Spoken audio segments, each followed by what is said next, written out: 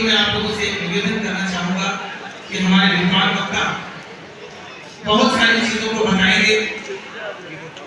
आज समाज के इतिहास के विषय में, वर्तमान के विषय में और भविष्य के विषय में, और हमारा जो अगला सत्र होगा वो पूरी तरीके से हमारे भविष्य के लिए संबंधित होगा।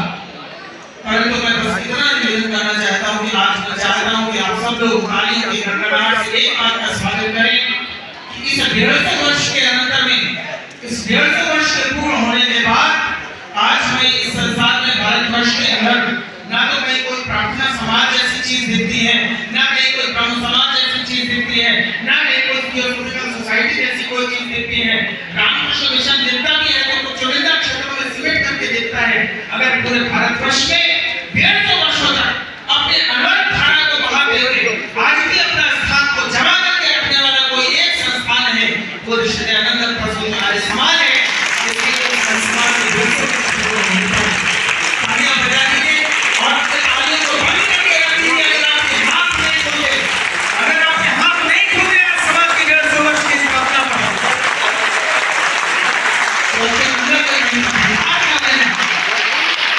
इस 150 वर्ष की यात्रा में इस आर्य समाज ने उस समय पर जिन कार्यों को करना शुरू किया था, समाज ने बहुत विरोध किया।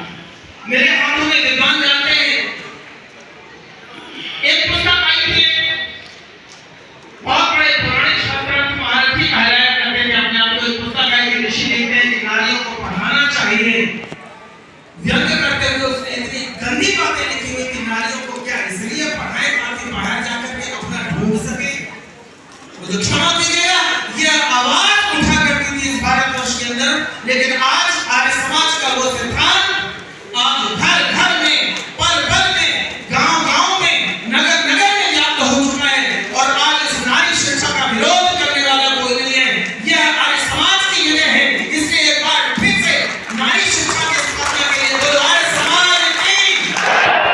किसी ने विधवा विवाह का मना किया था, लेकिन उस समय पर मैं आज भी कभी कभी संस्कार विधवाओं का कराने का मौका मिलता है। मुझे क्षमा कीजिएगा, मैं आप लोगों को एक रुचिकर बात बताऊं। वहां पर प्रायः लोग कहते हैं फेरे मत कराना, फेरे मत कराना, क्योंकि यह संस्थान में एक भर दिया गया कि जिसकी एक बार विवाह हो गया, अगर वो विधवा हो भी गई है तो भी अब दोबारा विवाह नहीं हो सकते। इन लोगों ने उसे थोड़ा स्वीकारा, पर अंदर की कसर अभी भी नहीं गई। और अभी भी हमसे कहते हैं कि फेरे नहीं कराना, क्योंकि विधवा के फेरे दोबारा नहीं होते। लेकिन आर्य समाज पुनः पुनः यह संस्कार करा करके विधवा विवाह की स्थापना को आज जड़ जमा चुका है। यह आर्य समाज की जय नहीं है तो क्या है। इसलिए वो आर्य समाज की, किसी ने कहा था गरीबों का उद्धार करना, मुझे बहुत अच्छी तरह याद है। एक व्यक्ति ने कहा था, आचार्य जी आप लोगों से कहना चाहूंगा, एक व्यक्ति ने कहा था अगर रसगुल्ला भी हो, अगर रसगुल्ला भी हो तो अगर वो नाली में गिर जाए तो उसे उठा करके नहीं खाया। उससे पूछा गया था मुसलमानों को, क्या आप पुनः आर्यवाद में हिंदू बना सकते हैं, आर्य बना सकते हैं कि नहीं। उसने उत्तर देने के लिए कहा, कितना भी प्यारा हमारा बेटा हो, लेकिन अगर एक बार मुसलमान बन जाएगा तो फिर हम उसे आर्य या हिंदू नहीं बनाएंगे। स्वामी श्रद्धानंद जी ने अपने प्राणों की बलिदान दे करके, पंडित भीमराव जी ने अपने प्राणों की आहुति दे करके, महात्मा हंसराज जी और जाने कितने कितने नामों को उस समय पर कहा था, आर्यों जाग जाओ, अगर तुम इन परावर्तित हुए, इन परिवर्तित हुए हिंदुओं को अपनों से नहीं लगा पाए तो तुम खून के आंसू भी नहीं रो पाओगे। इसलिए उस समय पर चेताया था, पर उस समय तो